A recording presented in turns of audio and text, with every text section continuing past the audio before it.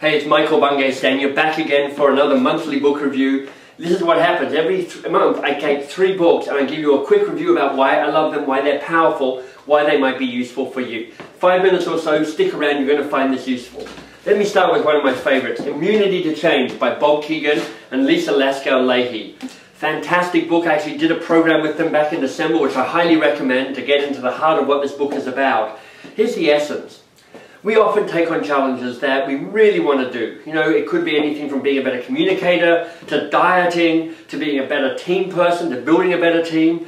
And for some reason, even with our best of intentions, we just don't make very much progress on it. Even though we know the technical solutions, we know the theory of how to make the stuff work, somehow we just keep on repeating the same old mistakes. We keep getting stuck in the same old patterns.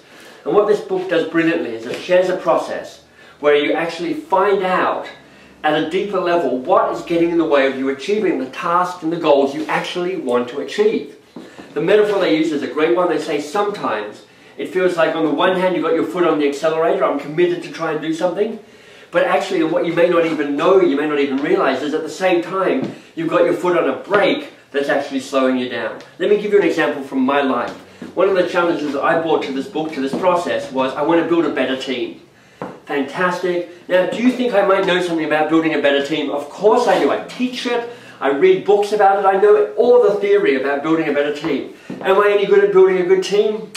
Well, I struggle with it, and I've struggled with it my whole life. Here's the insight I got around building a better team from this book, from this process. That there's part of me believes deep down that all bosses are fundamentally evil.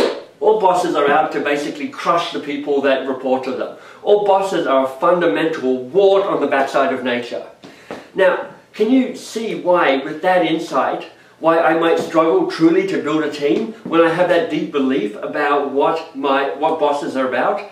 And this is the genius of this book. It takes you from an insight about what you want to achieve and takes you through some simple steps to find out the competing commitments you have and the fear you have about what will happen if you break those competing commitments. Powerful stuff. I can't do it justice in 2 minutes, but a really fantastic book to pick up, a good process to commit to, and if you're lucky enough to find and do some work with Keegan and Laskow Lahey, fantastic. That's the first book. Here's the second book. I read this 10 years ago, Leadership and Self-Deception by the Arbinger Insititute. Here's what I love about this. What this book posits is that one of the reasons we get in our own way and we stop having the impact and be the leaders we want to be is we are self-deceived about who we are and how we show up in the world. And what's brilliant about this is they make the connection between Martin Buber's work, where he says, look, there are only 2 relationships you can have. You can have a I-it relationship, where I basically go, look, I kind of have objectified you. I don't see you as the human you really are. Or you have an I-thou relationship, where you truly connect, you show up authentically, you truly see them for the person that they really are. And what Martin Buber says is that when we're in an I-it relationship, we lose some of our humanity. We stop seeing them and connecting like that, and we can't be fully ourselves, and we certainly can't lead in a powerful way in an I-it relationship. The challenge is, how do you get to an I-thou relationship? Easy in theory, difficult in practice. And really, the essence of this book is to actually help you go and become more self-aware about how am I getting in the way of me creating I-thou relationships. It is written in that annoying fable form, you know, where you pick a guy, Bob, or somebody, and they're like, this is my life, and this is how I came to these realizations and wisdom. And I quite frankly, at the best of times, fable books drive me crazy, and at the worst of times, I just can't even read them. I read this book, I've read it twice, in fact, because even with the fable piece going on, the wisdom in the book is so fantastic about, and here's their term for it, how do you get out of your own box? Because what you find is you're constantly putting yourself in a box where you limit the way you see the world and you limit the way you see other people. And of course, you blame others for that, you don't blame yourself. Fantastic. Leadership and Self-Deception by the Arbinger Insititute. Here's the third and final book I want to talk about today for this book review for this month. Brene Brown, The Gifts of Imperfection.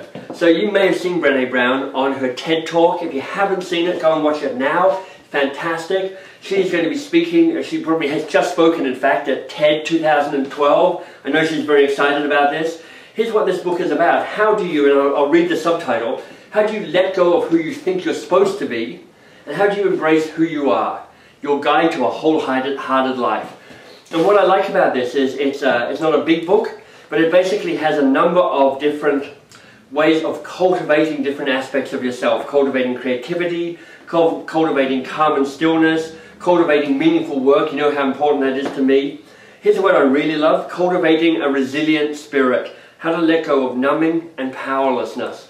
I really think what Brene does is she gets to some of the core archetypes, the core drivers about why we keep ourselves small, why we don't live a whole, full, meaningful life. And she goes, look, here are, in a gentle way, here are simple ways to step forward into what's possible, step forward into what's possible for you, and actually live the life you want to live. So I'm Michael Bungay-Stanier from boxofcrayons.biz. This month's book, the theme, how to expand yourself, expand your potential, go beyond the plateau you might currently be on. And the 3 books I really recommend: Immunity to Change by Bob Keegan and Lisa Laskow Lahey, Leadership and Self-Deception by the Arbinger Insititute, and The Gifts of Imperfection by Brene Brown. 3 fantastic books. I know you'll enjoy reading them.